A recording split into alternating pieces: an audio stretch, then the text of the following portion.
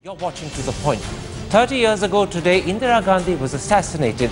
During her two stints as Prime Minister comprising 16 years, she presided over the Green Revolution, the defeat of East Pakistan, the emergency and Operation Blue Star. She also divided the Congress party, acquiring in the process more power than perhaps any other Prime Minister. So if she began as a Gungi Gudia, she clearly ended up as Empress of India. But behind the forbidding image of the politician was a petite, fragile individual with a wonderful sense of humor and a sharp eye for style and taste. So today we devote the entire episode to an assessment of Indira Gandhi, the politician, and her personality. Was she a great Prime Minister or simply a long-serving one? And was she a misunderstood woman?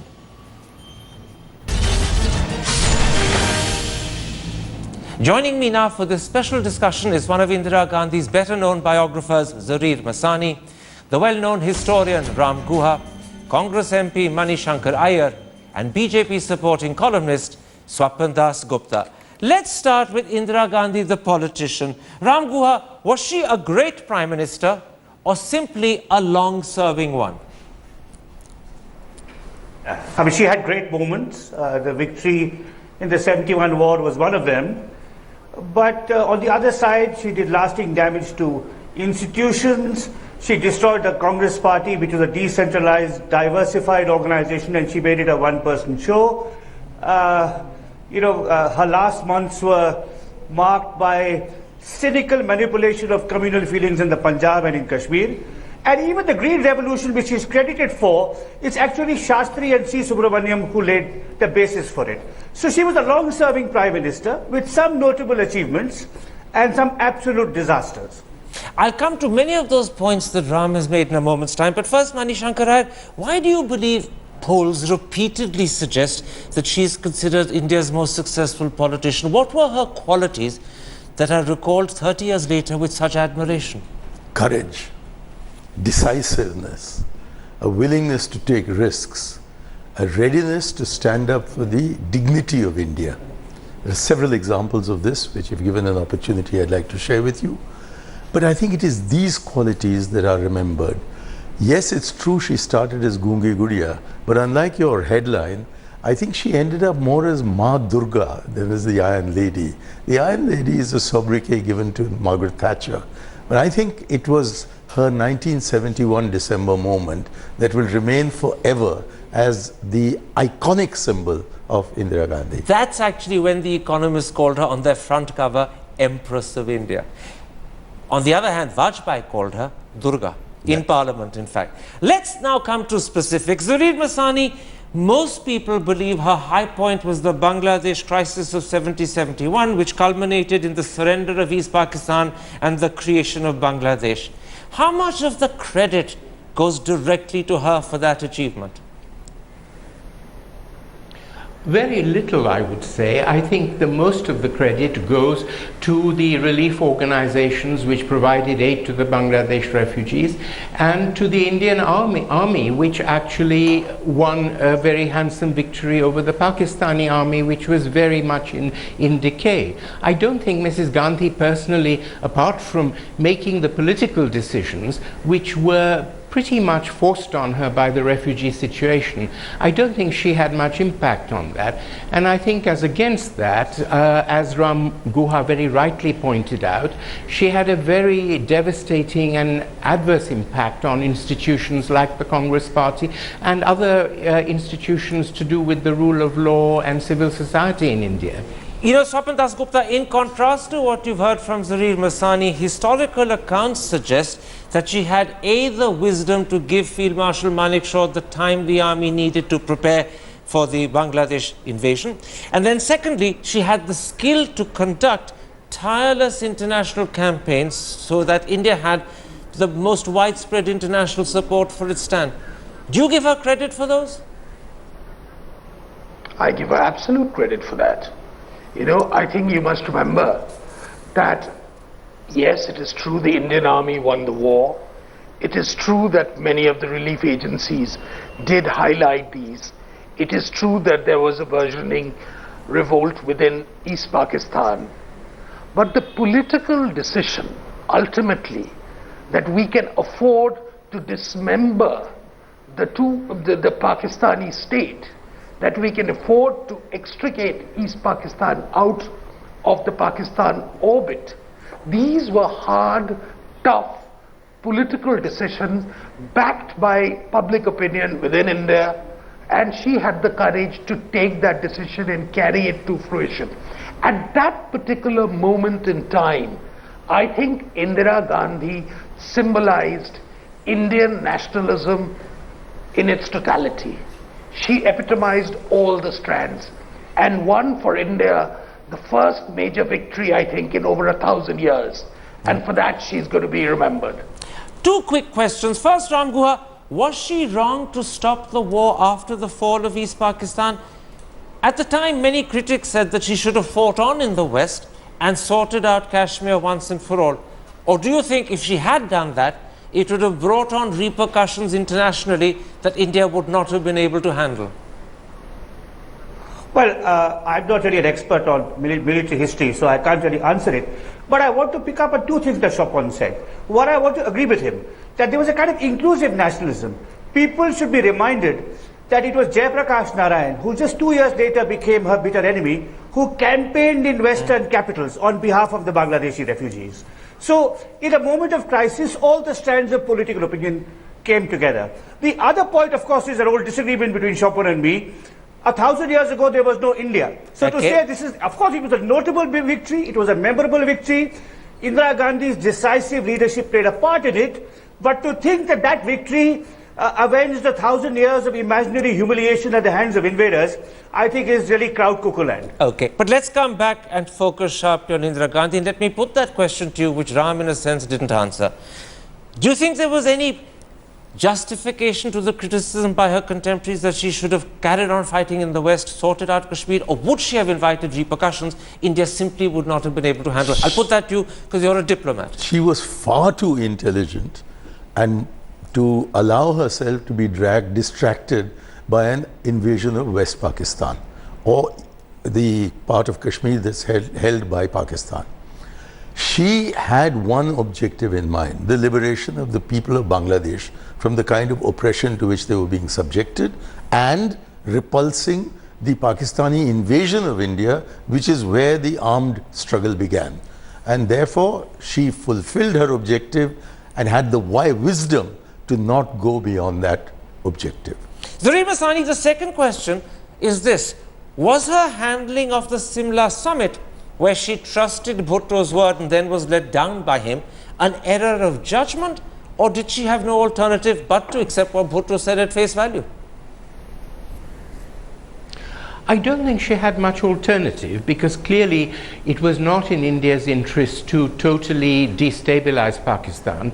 The idea was a stable West Pakistan was in India's long-term interest, and I do agree with Manishankar Iyer on one point, which is that she was intelligent enough not to have dreams about destroying Pakistan altogether and annexing it or whatever. So I think she was pragmatic. I think she was essentially a pragmatist throughout her political career, and I would argue she was much too pragmatic when it came to bolstering her own power. And I think she did use the Bangladesh crisis and the war and the victory to actually cash in on a lot of chauvinism to bolster her own more authoritarian aims. Okay. Now, Swapan Dasgupta, if Bangladesh is considered her high point, 3.5 odd years later, the emergency in 75 was very definitely, for most people, her low point.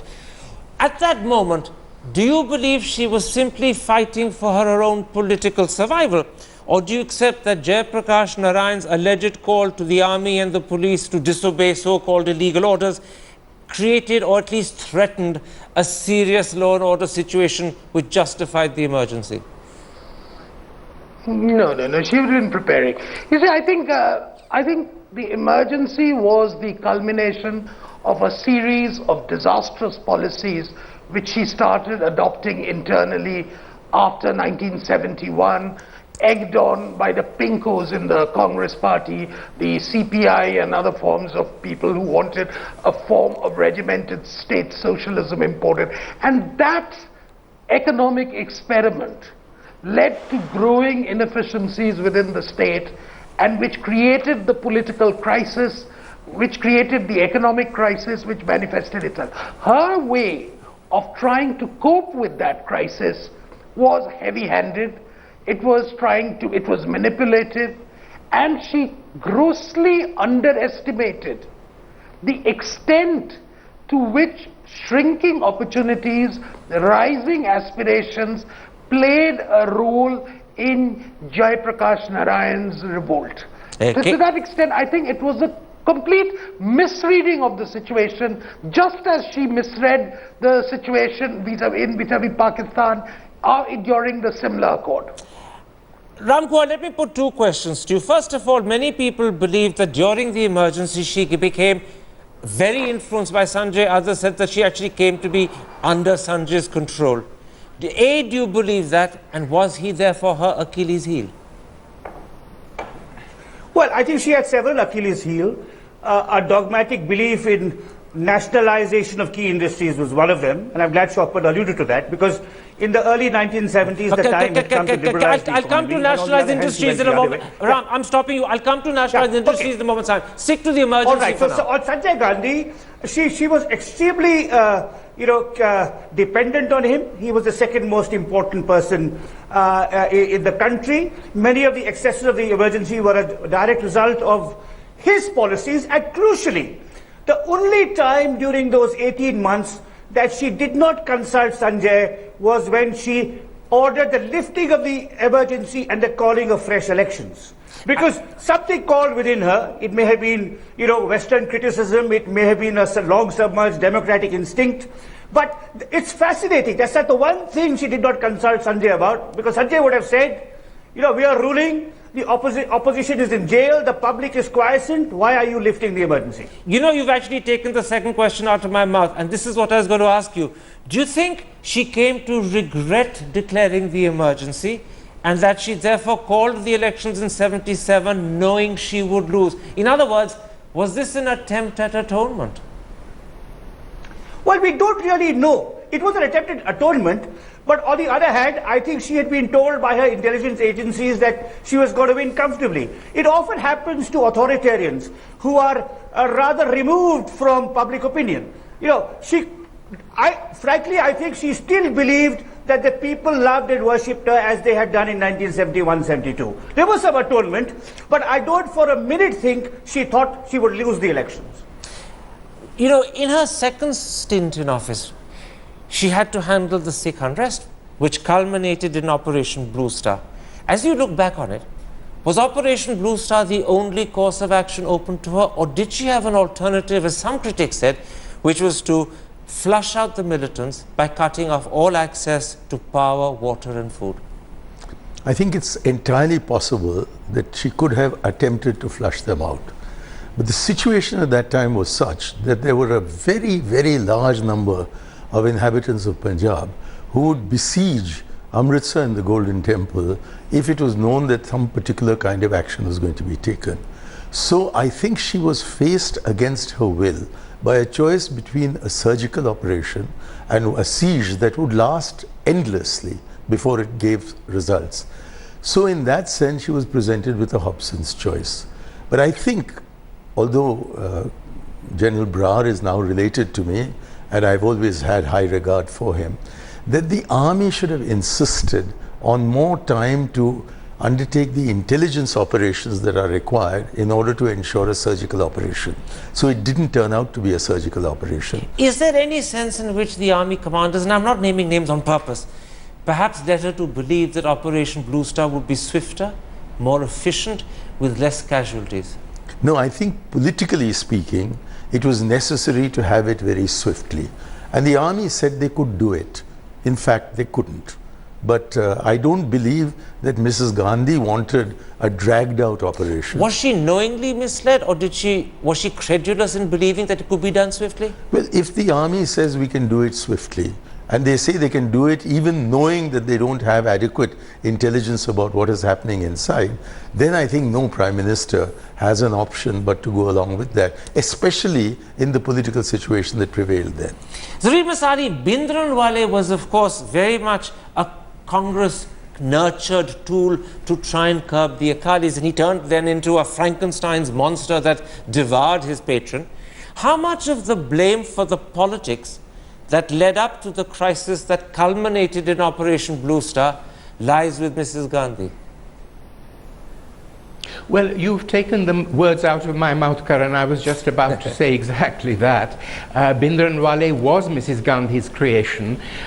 She had used the Khalistan extremists against the Akali Dal. She had sent money to them and worked closely with them. And I think it was very symptomatic of the kind of politics she cultivated, which was very sort of Machiavellian, very underhand, very ruthless, and in many ways very short-sighted, because it was about immediate political gain. It was not about long-term institutional stability or progress. So I think she does carry the blame largely for the monster that she then had to tackle. Did she ever in her lifetime acknowledge that her handling of the situation that then culminated in Blue Star was wrong?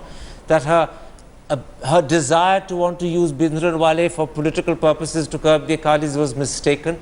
Or did she never accept that those were errors she made?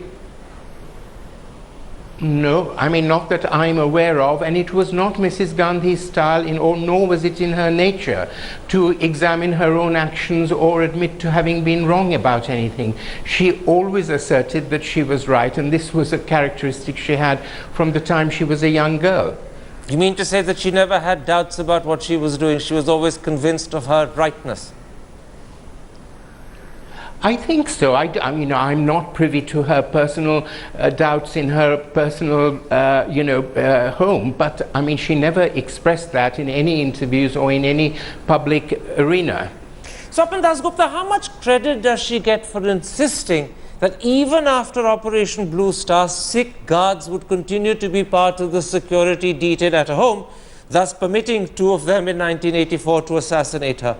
Or do you think, in a sense, that was perhaps misplaced bravado? No, I don't think. I think it's nobody would knowingly indulge in bravado. I think Mrs. Gandhi, and I don't blame Mrs. Gandhi alone, was perhaps guilty of underestimating the extent of Sikh hurt and anger as a result of Operation Blue Star. I don't think she quite anticipated, just as a lot of people did not anticipate, that Operation Blue Star offended many more Sikhs than had been anticipated, that it was not merely limited to only the extremists who supported Bhindranwale. There was a large section of even moderate Sikh opinion which thought that the storming of the Golden Temple was unacceptable. Okay.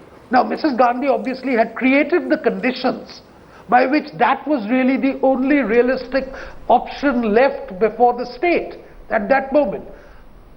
But nevertheless, that was the feeling among Sikhs, which is why even to this date, there is a great deal of ambivalence about was this action strictly necessary, and why even those who supported it at that time are now, in hindsight, very hesitant to say it was an unavoidable move. Okay. So I think Mrs. Gandhi was therefore a victim of these sort of miscalculations and underestimation of the Sikh hurt, etc., and she was a tragic casualty of that. Ram Gaur, let me try and sum up this discussion we're having on Operation Blue Star by putting this to you. Did she mishandle that entire crisis, or was she out of her depth? Or are both of those erroneous conclusions? Well, I think she first mishandled it and then found she was out of her depth. But a sub-nuance, it was not only her. Gyari Zail Singh and Sanjay Gandhi were very much active in promoting Bhindranwale, number one.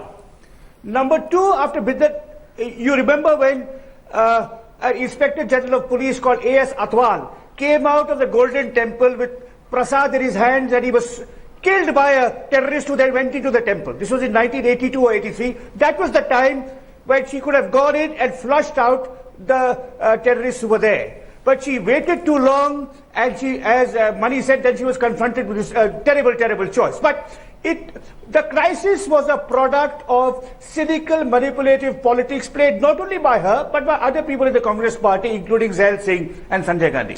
Let me now come to another issue that you wanted to raise, Ram Guha, a moment ago, and I stopped you. This is an ideal moment to raise it. When we're looking at her handling of the Congress party, do you accept the view that her tight control of Congress, A, decimated internal party democracy within the party, and B, ended up reducing India's oldest political party to an appendage of the Gandhi family? Absolutely. And, because she destroyed state units. In Nehru's time, state chief ministers were powerful. People like Chavan, Kamaraj, Nijalingappa, they were important figures. Nehru could nominate chief ministers. It was local legislative assemblies who chose their own chief ministers. You had vigorous state units. That's how Gandhi and Patel built up, and Kamaraj built up the Congress as a great decentralized national party. And she centralized all the power in herself. Now, it's quite interesting. It's early to say, but it's possible that Narendra Modi is doing something similar to the BJP, that as Indira Gandhi once did to the Congress. This will offend people both in the BJP and the Congress, but I see some striking similarities, because the BJP is a vigorous, decentralized party machinery, and now it's just one man. True. Indira Gandhi used to campaign in state elections, and it was only about her. It was not about the local party or policies. And likewise, Narendra Modi. So it's very interesting. I hope, people in the BJP who respect the importance of inner party democracy are made aware of these parallels, but I see striking parallels. I'm going to come back to Indira Gandhi. I want to keep our focus rigidly on Indira Gandhi. There's an article on the op-ed page of today's Hindu, Mani Shankaraya, which says that Indira Gandhi, both as Congress president, then as Prime Minister, personalized power. She ensured that she was the repository of power, and in the process, she deinstitutionalized power. She took it away from institutions. Would you agree with that? I've seen that article. I don't agree with it. Because I think what we need to remember, and what I'd hoped Ram would underline, is that all these great state leaders that he mentioned were the very ones who threw Mrs. Gandhi out of the Congress party. She had no Congress party left. She had to form a Congress party out of the parliamentary party. It was then called the Congress ruling. And subsequently, when she was once again thrown out by the Congress party, again by these great satraps from the states, she had to form yet another party that came to be called the Congress I. So in the circumstances in which she was, where she was fighting with her back to the wall and didn't have an organization, she built up that organization, and inevitably there would be a certain element of centralization about that. But the party was destroyed by these same Nijalingappas, not by her. So your judgment is that the centralization was inevitable because of the circumstances, not deliberate and intentional? Yes. Zareen Masani, more than Nehru, people say she actually started the tradition of dynasty. She first wanted her younger son Sanjay to succeed her. When he died, she wanted Rajiv to succeed her. 30 years later, is there any justification to those decisions, or were they just simply undemocratic, full stop?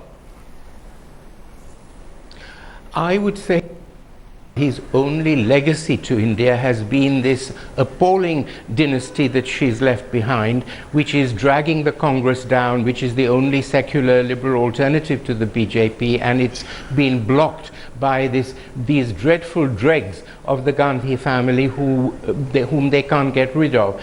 I mean, comparing her with Nehru, I think Nehru did have dynastic tendencies. Let's not forget that Motilal Nehru handed over the Congress presidency to Jawaharlal in 1930 at the Lahore Congress.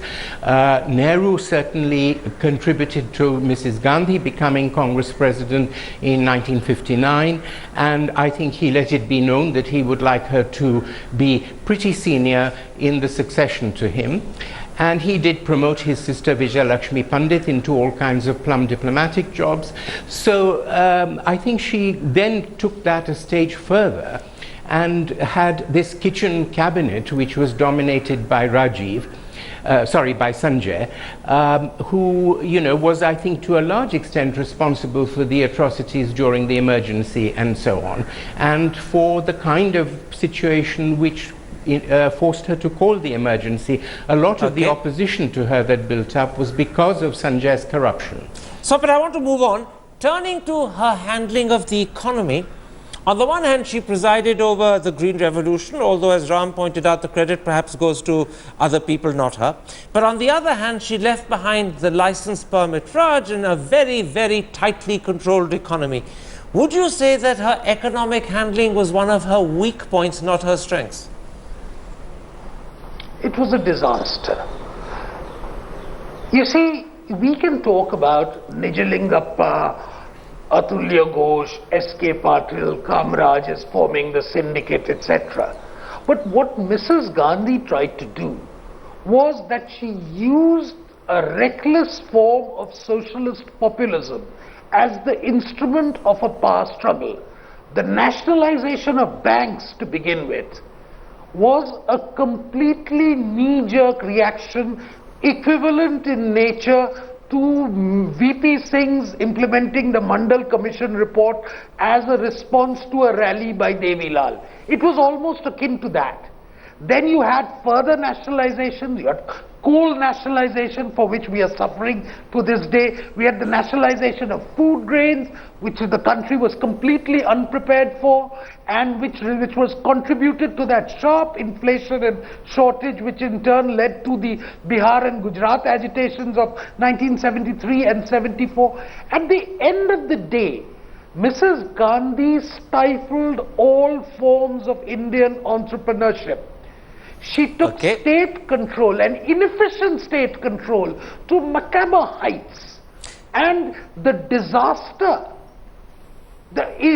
for me, I think Mrs. Gandhi really falls in my esteem, because this was a missed decade as far as India was concerned. By the time she was assassinated in 1984, India had missed the bus. Let me bring you in very quickly before I go to the others. I could see that you were nodding in disagreement with Swapan as he was speaking. Do you want to put an alternative answer to that question? Was economic handling her weak point? Not at all. I think it was her strongest point. You have to place the steps that she took in the context in which she took it. In 1971, we had had a series of 3 wars. In 62, in 65, in 71. Between 61 and 71 was the lost decade. And the economic consequences of this came very sharply down upon her. And it was in that context that she undertook steps which are still being preserved today, notwithstanding the Chopin Das Guptas of this world. The bank industry is still nationalized. The entire program of Jan Dhan is only possible because the banks are nationalized. Equally, the problem with coal is not the fact that it was nationalized, but that there were attempts to open it up on the edges to the private sector. So I'm afraid Chopin, as usual, has got it all wrong. Okay, let's extricate ourselves from that difference of opinion over Mrs. Gandhi's handling of the economy. I want to try and ask you people for broad conclusions about her overall political performance before I take a break, and then come back and in part 2 talk about Indira Gandhi, the personality. Ram Guha, did anyone think in the early 60s that Indira Gandhi would be Prime Minister and called Gungi Gudia in 66, end up in 71 as The Economist called her Empress of India, only to lose power in 77, bounce back in 80 and get assassinated in 84. It seems to me when you look at her political career, it's not just full of surprises, but it has dramatic highs and dramatic lows. Well, the answer to that, Karan, would be nobody thought, least of all herself. In April 1964, she writes to her close friend Dorothy Norman, "I wish to move to the United Kingdom," because both her sons were there. And then, of course, Nehru dies, so she has to stay behind. Shastri includes her in the cabinet as a gesture. By the way, a small correction to Zareen Masani. Nehru had made it clear from 62-63 that it would be Shastri who would succeed him. And had Shastri lived another 5 years, we would not be having this conversation. If Shastri had lived another 5 years, he died very young. You know, Indira Gandhi may have been, Rajiv Gandhi would have been in private life, Rahul Gandhi would have been in the corporate sector, Sonia Gandhi would be a contented mother and grandmother. So it was really a series of accidents.